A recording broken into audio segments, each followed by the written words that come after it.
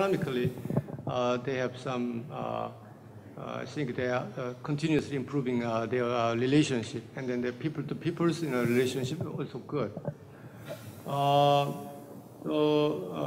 But in case of South and North Korea case, still we have some legally in the state of the just armistice. I mean, I'm sorry, just ceasefire, not armistice. Yeah. So on top of that, up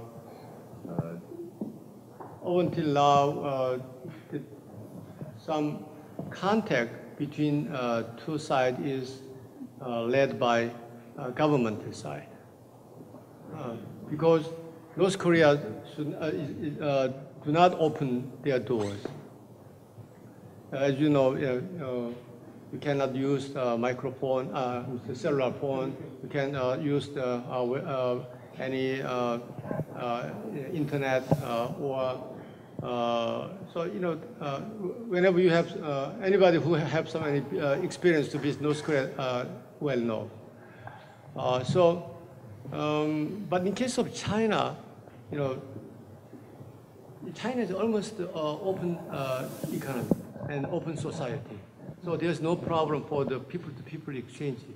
But in case of North and South Korea, there's too much, drastic, the difference and the gaps. So, and actual barriers when you try to visit North Korea or to have so many contact with North Korean people. So that is some problem. But as there's a little changes in accordance with our bilateral relationships. But still, in comparison with Chinese relationship, we have a long way to go. But in case of, in our cases, yes, we have some. I have to shake hands with my counterpart in the United Nations. But sometimes we have very good discussions, but sometimes it's not the case. But it depends on some personal, personality or something. Next question, please. Can I see some hands? The young lady 3 in from the aisle. In the demilitarization zone, that a lot of plant and animal life has been flourishing. That should North and South Korea reunite, is there any plans to preserve the rare ecosystem that has been forming? Ecosystem. Oh yeah, ecosystem. Yeah. We have 2 kilometers both sides demilitarized zone stretching to 150 miles. Because since the ceasefires in 1953, nobody is allowed to enter that area. So as you that usually some people, some scholars or specialists who is working in the environment areas call it paradise for the ecosystem. And so, but as of now, it's not done. But some NGO have some plan, developing some plan. But I think it will take a little more time. But if you have some interest and coming up with some ideas, maybe some days your idea will come true. But if I give my personal ideas, that kind of, some common project which invite both Koreans, experts and scholars might work as a kind of credit building measures, CBM method. We call it CBM method, credit building measures. Yeah. Yeah. I'm sorry, competence building measures. Yeah. Next question, please. Okay, we're going to take 3 more. I see one person in the second row here. Next will be 6 rows back. Right up front, please. And please introduce yourself. Good evening, Mr. Ambassador. I'm a freshman at Lehigh University. And my question is relating to his previous question.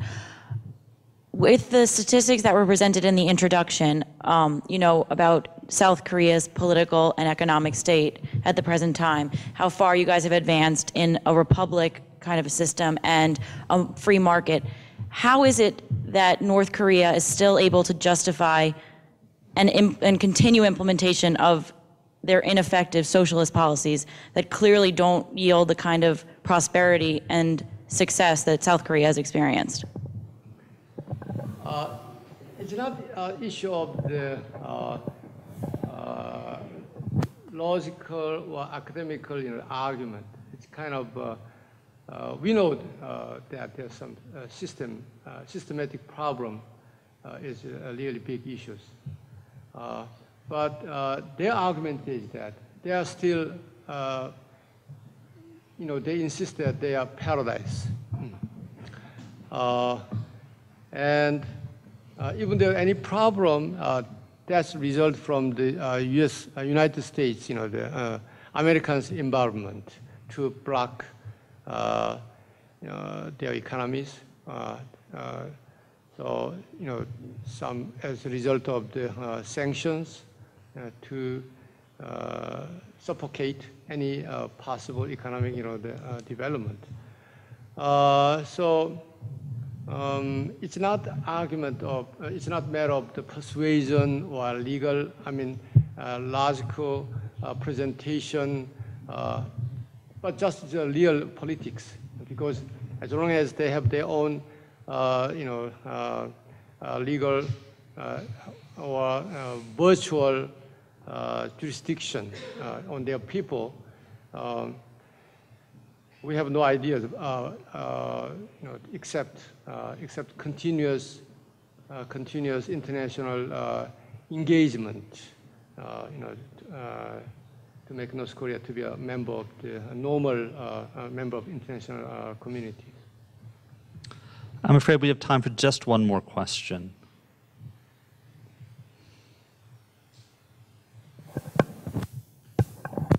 Please speak directly into the device. All right. I'm a senior global scholar here at FDU, and it's actually very similar to the previous question, but looking at it in a different mindset, and that the reunification of Germany was successful both on its economic benefits to the citizens of Germany as well as the political benefits.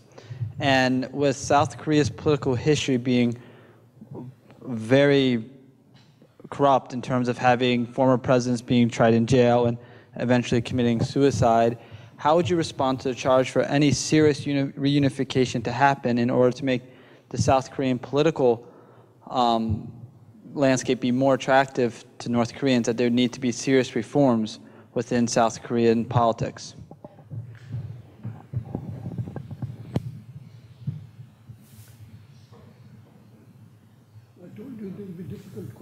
Yeah, I wasn't expecting anything this difficult, sir. I'm very sorry.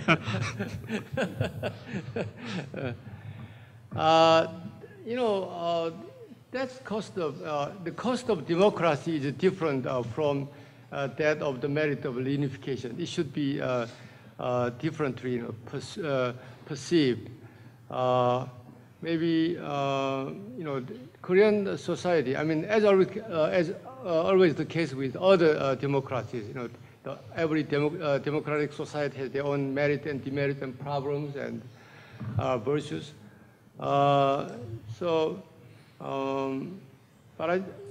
any possible problem or cause cannot be used any excuse to hinder reunification of Korea.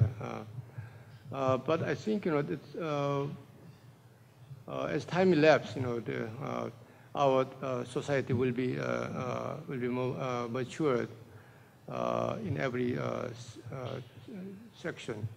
Still, we have our society has our own problems. Especially in the in the digital